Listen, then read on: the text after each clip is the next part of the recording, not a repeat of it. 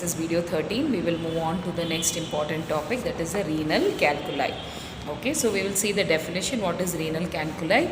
So renal calculi is nothing but the kidney stones or renal calculi or solid masses which are made of crystals. So kidney stones usually originate in the kidney but can develop anywhere along urinary tract. The urinary tract, when we say, it includes the kidneys, ureters, bladder and urethra.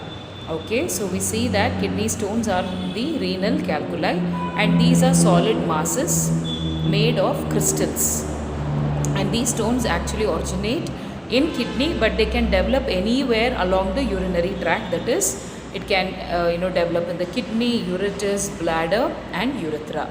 Okay, so kidney stones are known to be one of the most painful medical condition. The cause of kidney stones vary according to the type of stone. So we are going to see mainly there are 4 types of kidney stone, and actually these stones also form because of various different reasons. That's what we are going to see. So types of kidney stones. Not all kidney stones are made up of same crystals. The different types of kidney stones include calcium, uric acid, struite, cystine. So these are the 4 main types of stones that we are going to study. That is the calcium, uric acid, struite and cystine. So talking about calcium stones are the most common. They can be made of calcium oxalate, most common, phosphate or malleate. Eating few oxalate rich foods can reduce your risk of developing this type of stone. So we have to reduce low oxalate rich foods. But then high oxalate food, when we say, it includes, okay, so now when we eat lot of these oxalate foods, it can lead to the development of the stones. Okay, so eating few oxalate rich foods can reduce your risk. So if you take high amount of oxalate, then it leads to calcium stones. When you take few of this, it can reduce the risk of developing this type of stone. So high oxalate foods, what are those? Include potato chips, most of you like it, okay, peanuts, chocolate, beets and spinach. Okay, so when this high oxalate foods are reduced in intake, then it prevents the formation of this kind of stone, that is the calcium. Next we will go to uric acid. So this type of kidney stone is more common in men than in women. They can occur in people with gout or those going through chemotherapy. Okay, so we see this, it's very common in men when compared to women, and it is also among people who are going through chemotherapy. Is a chemical drugs actually which is given for cancer patient when it is malignant. This type of stone develops when urine is too acidic. A diet rich in purines can increase urine's acidic level. So purine is nothing but it is a colorless substance which is found in animal protein. So when a person consumes a lot of animal food, flesh, okay, it can be red meat, okay, so such as fish, okay, even in fish, shellfish and meats. Shellfish examples are crab, and then you have prawns, okay, so all these are few examples of shellfish. So if a person is consuming animal food more and then he is on chemotherapy, so if urine is acidic, so these are the causes when a person can actually develop uric acid stone. Next we will go to struite. So this type of stone is found mostly in women with urinary tract infection. So uric acid mainly with the men, and struite is mostly common with the women with urinary tract infection. As we have already seen that urinary tract infection is also most common among the women because the urethra is of smaller size when compared to the male. So in male it is around 9 cm, in female it is around 4 cm. So these stones can be large and cause urinary obstruction. These stones are caused by a kidney infection. Treating an underlying infection can prevent the development of struite stones. So these stones can be large and it can actually lead to urinary obstruction. So they have to be, and this also can lead to the kidney infection. So we have to treat the underlying cause. So when we say struite, what is the composition of the stone? It actually has magnesium ammonium phosphate and calcium carbonate apatite. Okay, so this is the chemicals that is found in struite, that is magnesium ammonium sulfate and calcium carbonate. Next we will go to cystine. So cystine stones are very rare.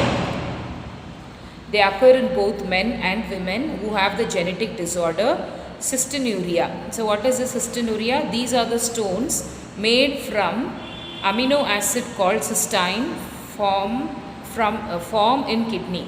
So these are the stones which are actually formed because of the amino acid, and it forms in the kidney. So in this condition, cystine stones will be formed. With this type of stone, cystine, an acid that occurs naturally in the body, leaks from the kidney into the urine. Okay, so actually this acid which is formed in the body itself, actually it has amino acid in it, and it can form a stone and it can stay in the kidney. So this is the cystine. So calcium we have seen, uric acid, struite and cystine. So we will see what are the risk factors of kidney stones. So the greatest risk factor for kidney stones is making less than 1 liter of urine per day. So if you don't drink adequate water, you will pass less urine, right? Or if any renal disorders are there, and then if the patient is not able to void properly, then it becomes risk disorder. I mean, he is at risk disorder, risk for this disorder. This is why kidney stones are common in premature infants who have kidney problem. So kidney stones are more likely to occur between the age of 20 and 40. Different factors may increase your risk of developing a stone.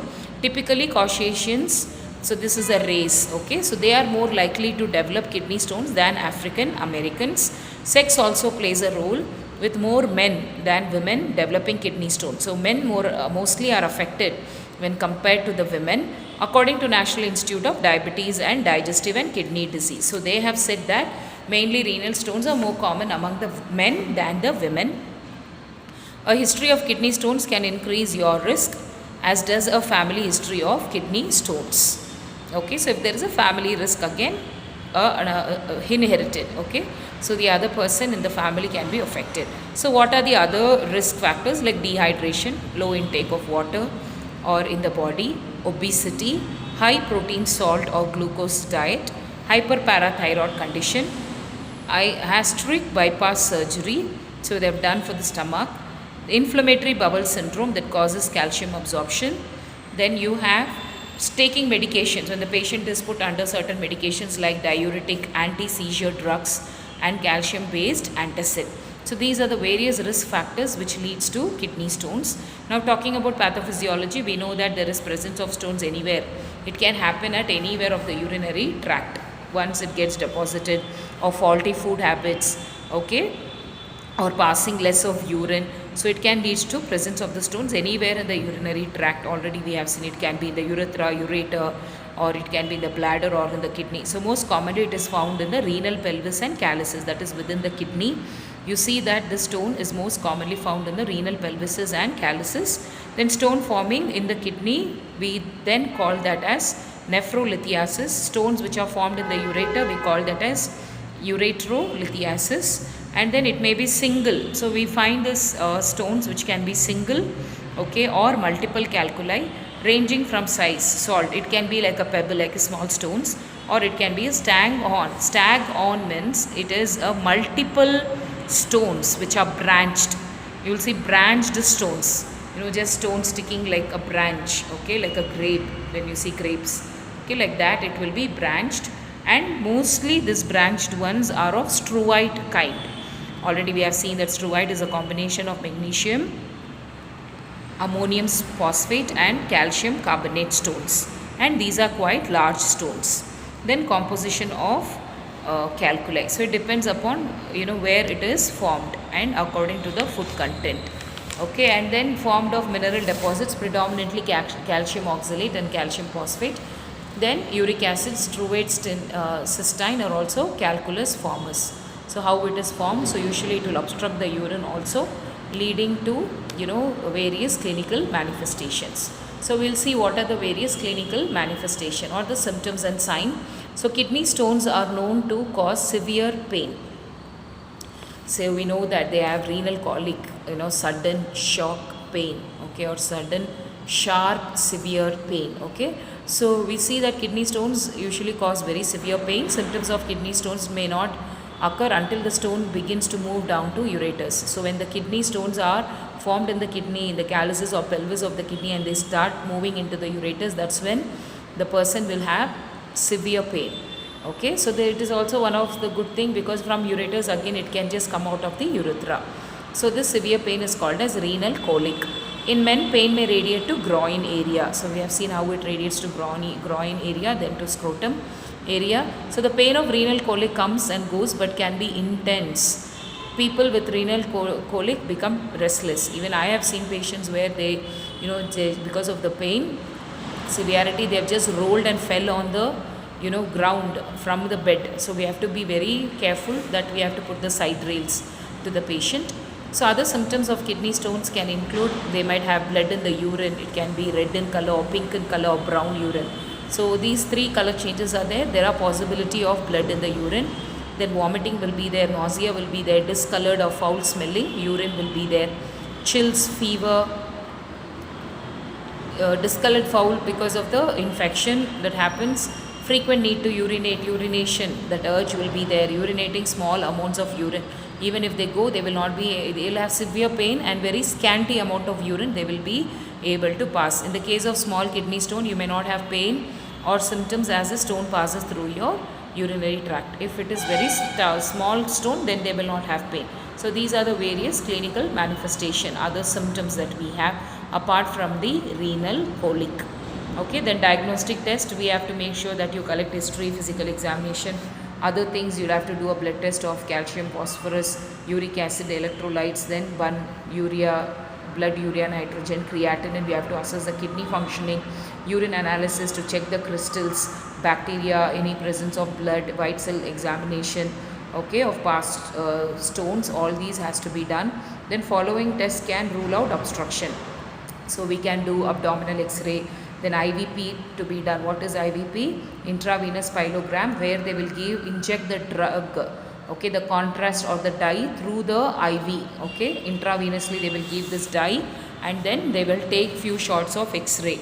So they will be able to visualize the kidney, ureter, urinary bladder, okay. And then retrograde pyelogram, again same, but here what they will do is they will use special dye or contrast, and it will be injected directly into the ureters to visualize if there are stones, okay. So how big it is it pebble type or is it staghorn type? And it is also used for various things, like to find if there is any blood clot, strictures means narrowing of the urinary bladder or the ureter, okay. So all that can be visualized through the retrograde pyelogram. Then you have ultrasound of the kidney, they will do the ultrasound. Then MRI of the abdomen and kidney will be done. Then abdominal CT scan will be done. So these are the various diagnostic procedure that will be done for the patient, okay. So with this we will end. We will continue in the next video.